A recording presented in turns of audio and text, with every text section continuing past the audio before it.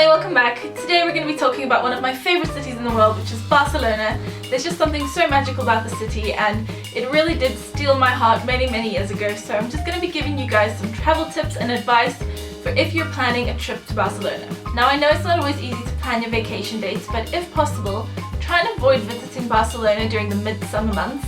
It tends to be really crowded and overrun with tourists, and it can make sightseeing a little bit more uncomfortable. So if you can, try and go towards the end of summer or the end of spring. You're just going to find it a lot easier to see all the places that you want to visit.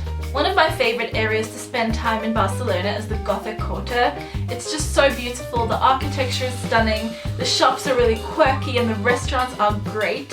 And if you visit the Gothic Cathedral, you'll find a lot of live entertainment outside. There's oftentimes groups performing and it's just such a fun area to be in. Now, if you're pressed for time during your stay in Barcelona and you really want to do some sightseeing, I can highly recommend doing the red bus tours. Now, I know that they're super cliche and cheesy, but they honestly are the best way to see the bulk of the city in the shortest amount of time possible. Now, what's really nice about these tours is that you get to take them at your own pace. So if you're interested in seeing a certain area and spending more time there, you're more than welcome to do that. You just get off the bus and spend as much time there as you like. And if there's other parts that you want to skip, you can just stay on the bus and get a few photos from there. Now, if you've got a little bit more time to spend in Barcelona, I can highly recommend doing an architectural tour. Obviously, Barcelona's architecture is world famous and Gaudi really did have a huge influence over the city. So if possible, try and get yourself in on one of those tours and it'll really open up the history of Barcelona for you. Now, obviously doing a guided tour in Barcelona can be really informative and bring the history to life. But one of my favorite ways to experience the city is literally just to go out by foot, walk off in a certain direction and just literally get lost. Every time I find really interesting little nooks and crannies and streets that you wouldn't necessarily see from a car, and I can promise you're going to be pleasantly surprised. Now, if you're going to be visiting Barcelona, try and pay the Boqueria market a visit. It's a beautiful fresh produce market. You'll find a lot of locals and tourists alike spending their afternoons there, and it's just a really nice place to do some people watching. Now, speaking of eating, obviously food is a very large part of any culture, so when you're in Barcelona, make a point to visit some of the local tapas and paella restaurants.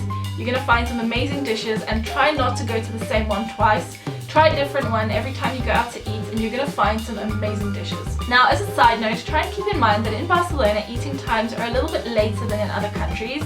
Their lunch is usually from 2 o'clock onwards and dinner is often from 9 to 9:30 onwards. So don't go to a restaurant at 6 in the evening because you're going to be there all on your own. Now, because dinner is only after 9, obviously the nightlife only starts to pick up much later. So plan a late dinner and then head off to a bar or a club later in the evening. The nightlife in Barcelona is absolutely fantastic, and even if you're not into clubbing, you can just go to a bar and have a great night out in the town.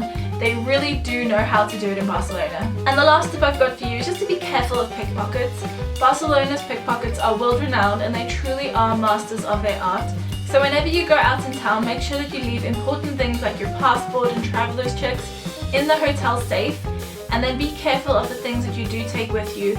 Always make sure that you've got your handbag tucked under your arm. Never just sling anything over your back. Always be aware of where your personal belongings are. And that's it, guys. I hope you found these travel tips helpful.